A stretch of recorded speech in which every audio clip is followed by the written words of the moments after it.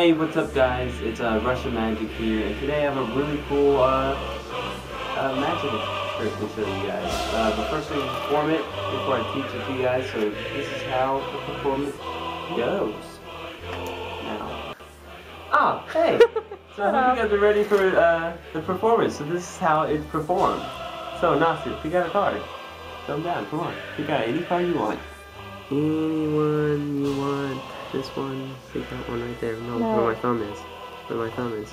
Oh! So, remember that?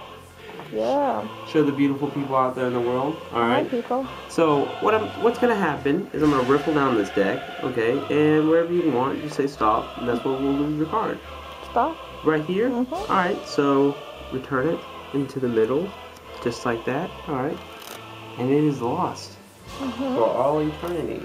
And all I have to do to get it to come back to me, to the top, is just do this about, okay, that's good enough, and snap, and you can see, Oh my god. it's to the top. Oh. So you can stop filming my crotch now, and go up to my face. Oh, okay. Because we're about to learn that. We are about to learn that little ditty. So here is that. Alright guys, so this is how you do this little card control, or whatever. So this can be done with any deck or whatever, but basically you're going to take advantage of the spectator's depth perception, okay? Now this control is really good for if you're doing an ambitious card routine, but it's also good for other effects, and I'll teach you what to do with other effects. But basically what you're going to do is have the spectator pick any card, it doesn't matter what card you pick, they can sign it if they want or not. It really doesn't matter. From there, what you want to do is, well, when they have their card and they're showing it or remembering, what you want to do, it only takes like 2 seconds to do, is catch a pinky break under the top card. So what I like to do is just angle my fingers to the ground so they don't see it, push off the top card, and just catch my pinky under it and then pull it back. Okay?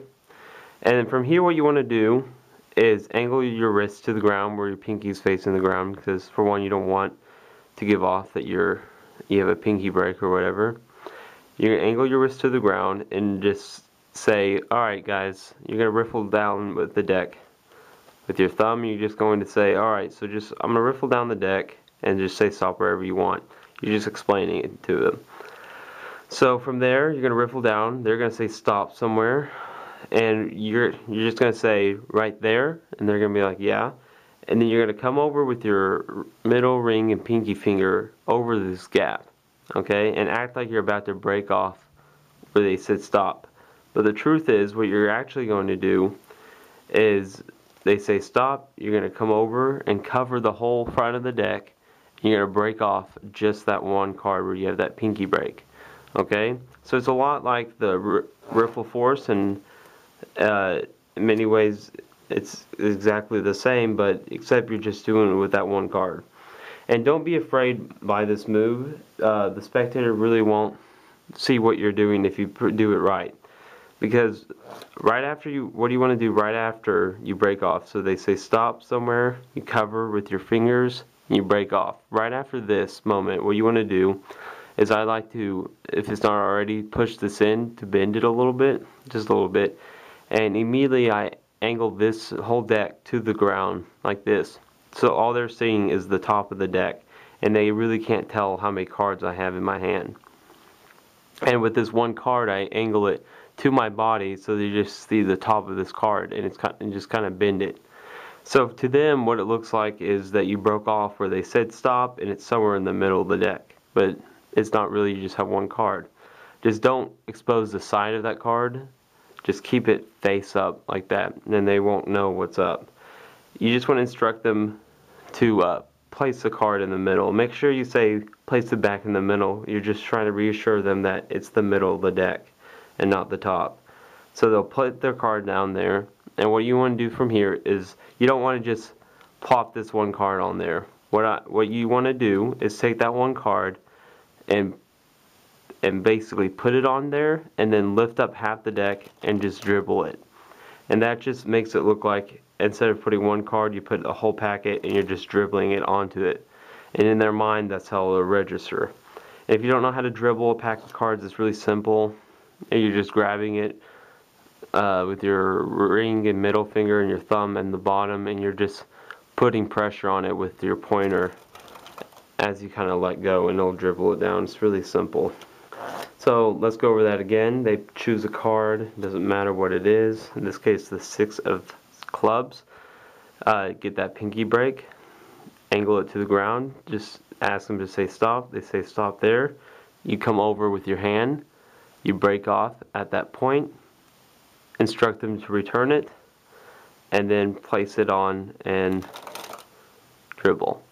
And if you're doing an ambitious card routine, from here you can say, alright, I'm going to snap my fingers and it rises to the top. You can do a double lift, whatever double lift you want. But if you're just doing a regular effect, there's multiple ways you can get that card. Like if you need the card on the top, not second, there's multiple ways. After that, you can give it some false cuts, whatever, and then you can say something like this. Is this your card on the top? Your card's not on top of the deck, right? And they'll be like, no. And then be like, is that your card on the bottom? And still have this top card in your hand. And they'll be like, no. And then be like, great. And what that just did, you just move that top card and their card's there. Or you can do this, which is preferably my favorite, my preferred one. It's a little bit harder, but what you're going to do is grab the deck, like you're going to go to overhand shuffle position.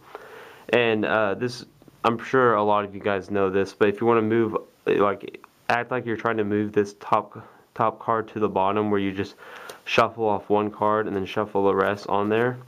Okay, let me find that 6 of clubs again. Alright, doesn't matter. This is their new card, the 2 of hearts. Alright, so their 2 of hearts is second from the bottom. So you're going to do that same exact thing, except you're not going to pull off one card. What you're going to do is kind of pull off one and then contact that second card with your thumb and pull that off too. So you're pulling off 2 cards, and then you're going to just shuffle the rest of the deck on there. And that brings it to the bottom, and then from there you can bring it to the top. So that's the basic move for it. It's extremely simple. Don't be afraid by the fact that you only have one card. Just practice in the mirror angling it. You can practice on your family members. If they've never seen this before, they'll be amazed, because it'll really look like you lost in the pack. And then you can do like snap your fingers in a double lift or something like that. I looked too many cards, but you get the idea. So guys, thank you for watching. I hope you enjoyed that short little, I guess, tutorial.